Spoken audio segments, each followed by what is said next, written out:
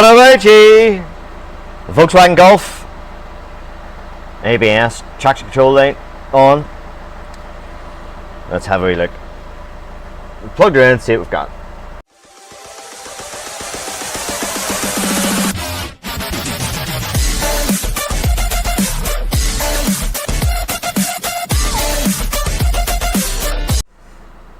So if we switch her off and then switch her back on again, traction control disappears and the ABS light remains there. So that's interesting. So what we'll do is we'll just knock her off again, put the ignition on. We'll do a quick scan here. Control unit, brakes,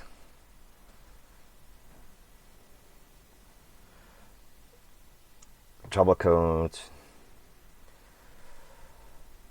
left rear ABS sensor mechanical malfunction, passive. That's interesting. So our wee lights flashing when we're communicating there. So what we'll do is we'll see if that clears.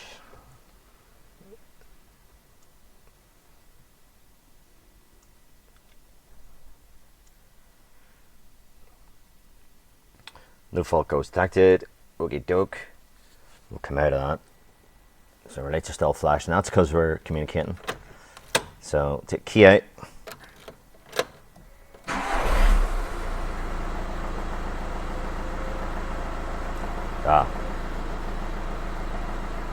Still there.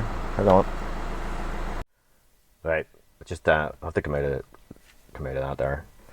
And before we turn her on again. We're still communicating. Okay, so fault has cleared. Now, what's happening now? I've taken this for a wee test drive. As soon as I get above about 10-12 miles an hour, the ABS traction control lights return. So that tells me right away that it's not an electrical. So if you have an open circuit and a wire or something like that, you know, that fault won't clear. It'll return right away. So this is only occurring whenever you know, we actually drive the car. So we'll monitor some live data on a test drive. So we've recorded all 4 wheel speeds here and took it out for a rerun there. And so we start at 0, obviously, and we'll move her along. There's a wee bit going on there. And so, what's that? Rear left then, as the trouble code suggested. I must have stopped at a junction there. And there we go. Absolutely 0. So, what happens is, sometimes with some of the systems, is if it sees a fault code for that, it turns that circuit off. So, that's not much help to us at all, really. And we don't really know what's going on there. So what we'll do is we'll just we'll test our powers and our grounds and see what we've got. We've got the car up in the air, and the first thing I notice, this is the rear right. The rear right spins nicely without much effort. And if I come round to the rear left, where fault code is, and that's quite stiff there. So we'll get this wheel off and we'll do a bit of testing. So if I have a wee look underneath the car, we can see that the handbrake isn't at its stop there. So that lever should touch that stop. If I look at the other one, the free wheel, the wheel that spins freely, I can see it's sitting right back there. So we'll just release that cable and see if that handbrake, if it's a cable or it's the linkage there. These Volkswagens, they do suffer from the cables stick because the inner sleeve expands and swells up and makes a cable stick. So we'll just take that off and see. Okay, you have 13mm spanner on there, and we'll give that a wee go. Ah, coming back dead on. So yeah, needs a handbrake cable. But anyway, ABS fault, but we'll go back to that. Okay, so handy thing about these Volkswagens is you can back probe at the sensor pretty easily. So you put a wee bit of Panther on this so you can slide this up. Put a bit more light on it. So you can slide that wee boot up the lead, and I've back probed into the back of it there. So I know my back probes, sorry, are touching because I took the connector off and just done a continuity test, so I know those. So I have an angled one there, and I have a straight one. Then, so I happen to know that that is a live, so that'll be live to us, and that'll be that one there, that black one will be a ground. So what I've done here is I have a power probe connected to the battery at the front of the car, and that's brought right to the back. So we'll see what we have. So at the minute the key is off, so the ignition is off, and I'm just going to have a wee look to see what we have here. So I expect to see a ground, and not a thing on this, which will be 12 volts. Well, it won't be 12 volts, it'll be something like 11 volts or something like that. It's less than battery voltage. So this is what's known as an active sensor. And if you want to know more about these type of sensors, there's loads of stuff on the channel there. You can look through it about ABS sensors.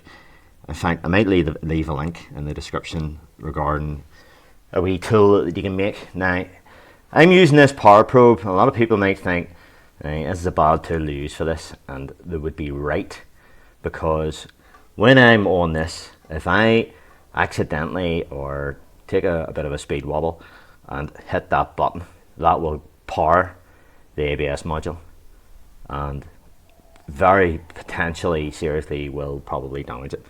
So you have to watch what you're doing here.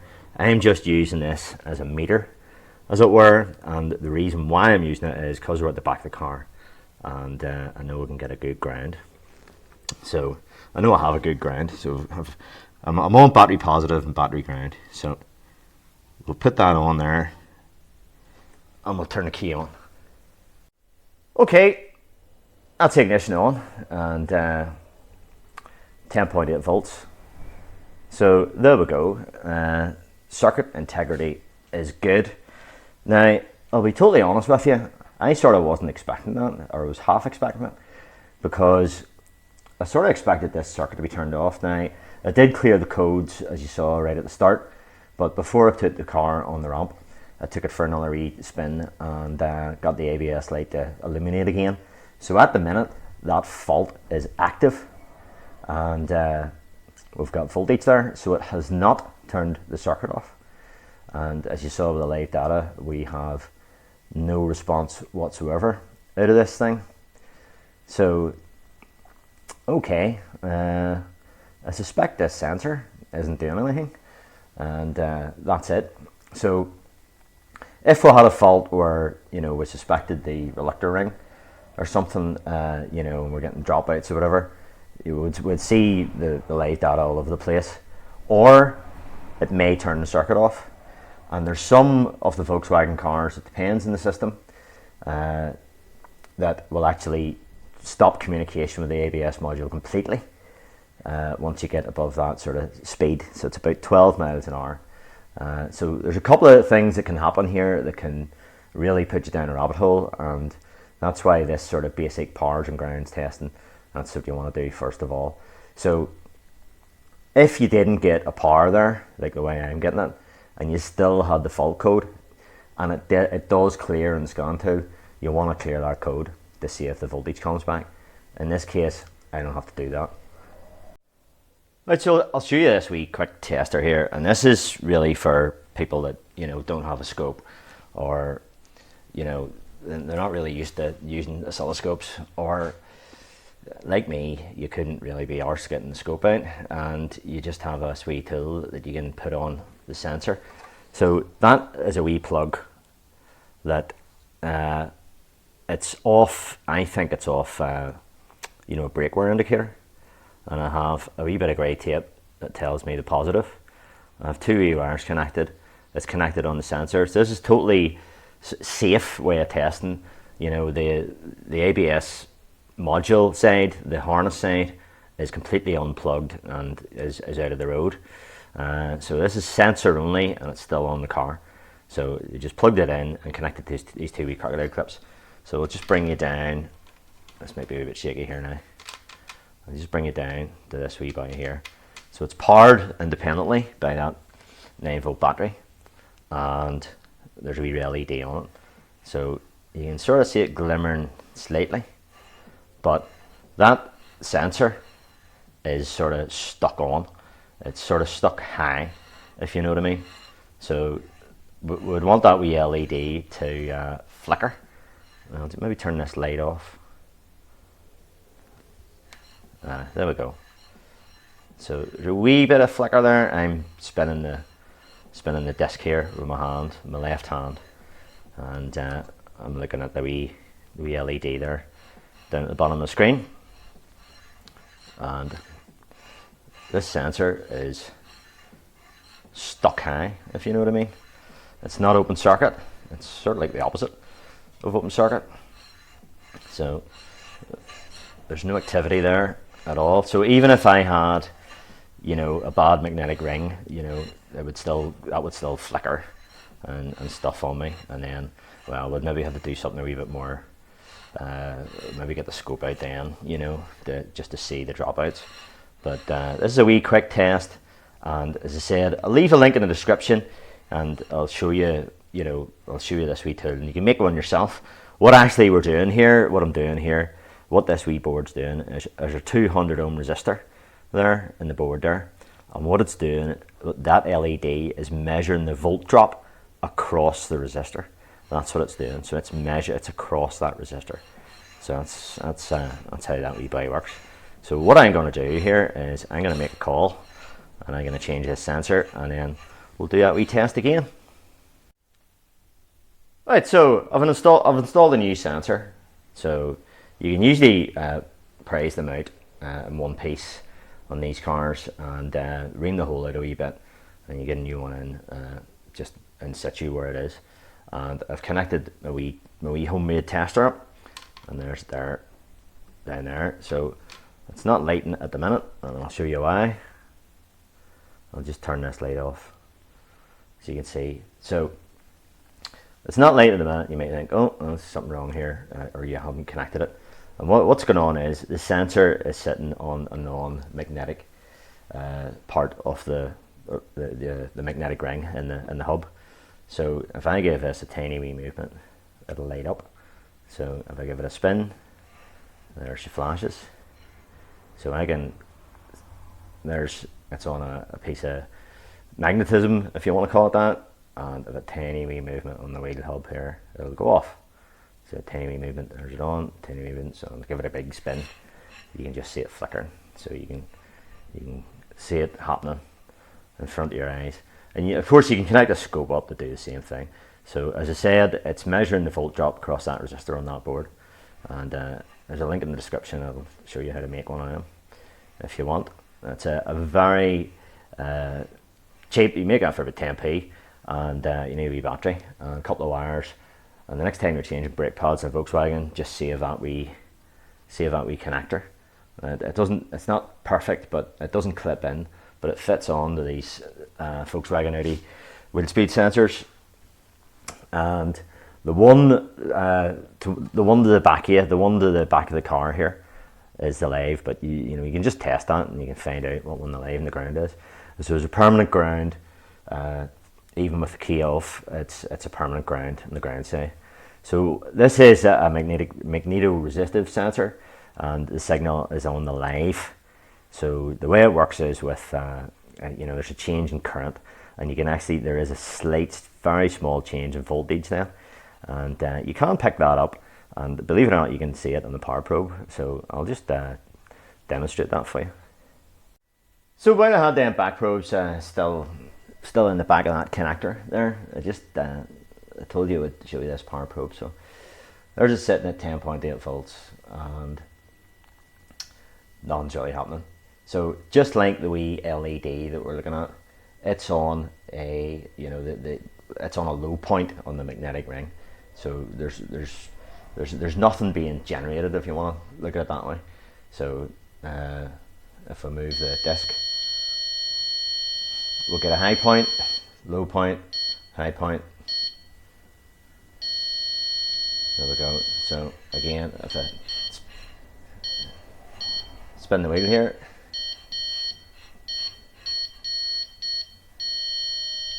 so we'll give it a wee tiny wee,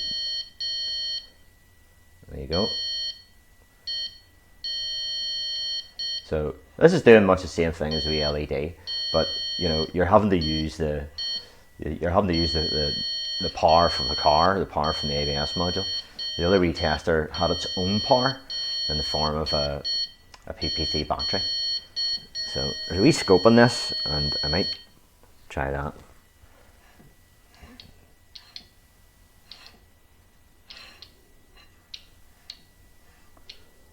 No, you can't really see much there. And that wee scope, you can't really see it anyway. I'll turn this light off a bit. I don't think you're going to see that, to be honest with you. You hear it clicking a wee bit.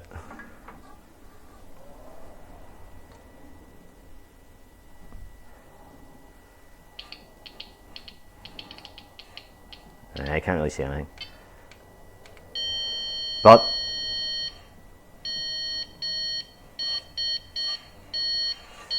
yeah, you can get it there. So there we go. That's all it needed. Wee bit unusual. That fault where normally, as I said right at the start, an electrical fault doesn't clear. You know, and it did say in the code description a mechanical fault. So that would indicate, you know, it was a rotor ring or something like that. But in this case, as you saw, the type of failure is a wee bit unusual. That the sensor wasn't dead; it was stuck high. It was putting out something sort of all the time. But yeah, so there you go. You can play with that. Hours of endless fun. So anyway, okay, have to get this car back there again. That's that fault fixed. So okay, hope you enjoyed the video. There's a link in the description if you want to look at that wee breadboard there and see how it works, a wee diagram and all for it. I'll put a link for that, a wee bit more descriptions. This is a magneto-resistive sensor, also known as an active sensor. Power on the ground, that's the first thing you look at, but just have to watch because some of these things turn the circuit off whenever it sees a fault. So that's what throws people, and it's thrown me, and that's how I know. So there we go. All cars are different. A lot of Fords would do that and stuff. But anyway, hope you enjoyed the video. That's there's a few ABS videos on the channel there, and there's another one. So there you go. Okay, all the best. Thanks for watching. All the best, and bye bye. And what about you? Well, if you've watched the video this far, you might be sort of intrigued a wee bit. I certainly was anyway. That my wee breadboard illuminated on that bad sensor, and I described it as being it was stuck high. Now I still stand by that, that's correct, but if you noticed, the power probe wasn't beeping and it wasn't lighting up 11 volts, but I said it was stuck high. Now that did intrigue me a wee bit. I was just wondering, now the voltages we're talking about here are minute, really. And you may have noticed the power probe was going sort of 10.8 and it was flickering 10.9 volts. So this is a wee extra bit here, and hopefully it'll maybe understand. Well, it's a wee experiment for myself more than anything. So I have here, this is a good sensor here, and I've got the wee breadboard, and it's lit up there, and you maybe can't see it. Also, what I'm doing, this voltage here is what that LED is saying. So there's the two probes are either side of that 200 ohm resistor that's on the board. So I'll put this wee shroud in this, maybe you can see it better. So what we're going to do with this sensor here is we can turn it on and off. So with a magnetic tip screwdriver, I can go up to it, and there's it off. So you see the LED is switching off at 1.5 volts, and it's switching on at 1.9. Now we're running that off a 9-volt battery, and that's not indicative of the battery voltage in the car, the 11 volts that we saw there, the 10.8 and 11.1 that was making the sensor go on and off. But as I might have said in the commentary at the start, this is a magneto resistive sensor, and it actually works on current. So 7 milliamps for the low, so that would be there. Yeah, 1.5 volts on the LED board. So that sensor is producing 7 milliamps at the minute. And if I make it go high, and our wee LED lights, because it's seeing nearly 2 volts, that would be producing 14 milliamps. And you'll see that on the positive and on the negative, because current flows through the circuit. And I just thought I would demonstrate that. This Vantage, I've used this wee Vantage before, measuring that milliamps, and I've discovered that it actually reads a wee bit high. It only goes down to 100 milliamps, and so I've that other wee Hantac multimeter thing, and it is more accurate. There's a few more decimal places in the milliamp scale. So I'll maybe just set that up. But before I do, what we'll do is we'll put in that dead sensor, if you want to call that. Well, it's not dead as such, but it's not active, but it is stuck high, and it makes the LED light permanently. So we'll just swap that over. So that's the bad sensor that I described as stuck high, and you can see the wee LED flickering a wee bit because the voltage is jumping about a wee bit. But as I said, these things actually work on current. So the module is reading the current, and so that's what it's really doing. So I just thought I would patch in the wee Hantac scope here, and we'll have a look at the current flow here. So that's our bad sensor, and the Hantac here is showing us the 14 milliamps, which is the high, but it's jumping down to 12 by itself, and you can see that reflected in the voltage across the resistor and the wee breadboard, and you can see the wee LED.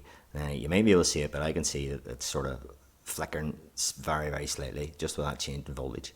So if I put a magnet up against it,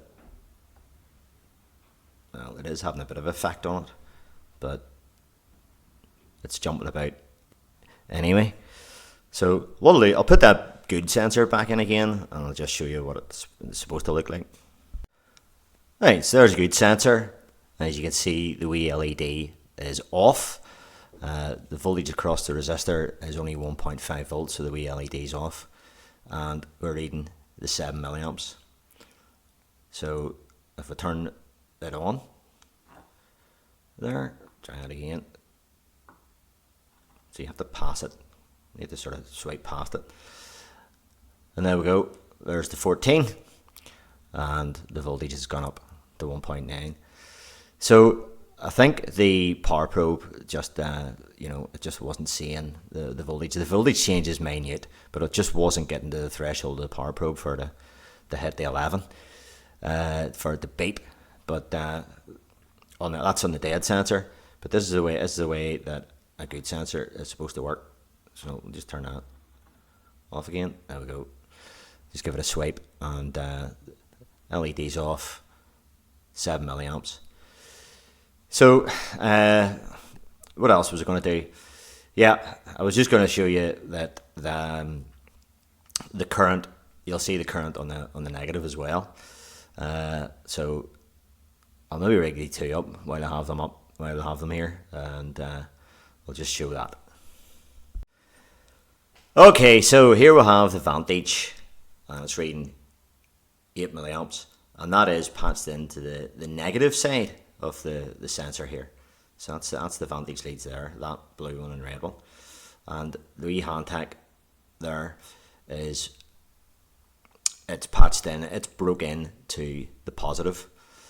So 7 milliamps there, 8 milliamps there. The advantage is tiny wee bit inaccurate, but because these are 7 to 14, so we know that these are 7 to 14. I've seen that. I've had that on a car before, and there's a video in the channel there, and I think it was reading 9 to 16 when I tested one of these on a car before with the milliamps test. So we'll just turn her on. We'll give it a wee swipe to go to the high side, and there's 14, there's 16. So we'll give it a wee swipe past, and knock her off again, and you can see the LED. If you keep away on the LED there, there we go, there's it on, there we go, and there's it off. So that's maybe a wee bit more just to show you how these magnetoresistive sensors work and what that wee breadboard's doing there. So on that video of that, when it was on the car, that sort of live fault, as it were, you know, this wee boy here, that was a wee quick test. You know, just showed the problem right away. No activity at all. If you had to put a scope in that, you would have seen it as well, that the fact that there was no activity, you know, you would have just got a flat line. But it may have confused you a wee bit, and you know, that there's just plug and play. So, you know, I think that's a really great wee builder for nothing. And yeah, there you go. So there's how it works. There's a wee bit more on how it works, and you know, just showing you how that dodgy one failed. And we told the customer we put a handbrake cable on it and freed up the brakes in that car. So it says to them that, you know, there's a chance, don't really know, but customers are always looking for a reason. Why did that happen and stuff like that? So we told them that, you know, that sensor may have got cooked a wee bit by the handbrake being stuck on or whatever. So we fixed that as well, and that car's away and he's happy. So an ABS fault ended up to a brake job. So there we are. Okay, once again, thanks for watching. If you've watched this long, fair play to you, and all the best, and bye bye.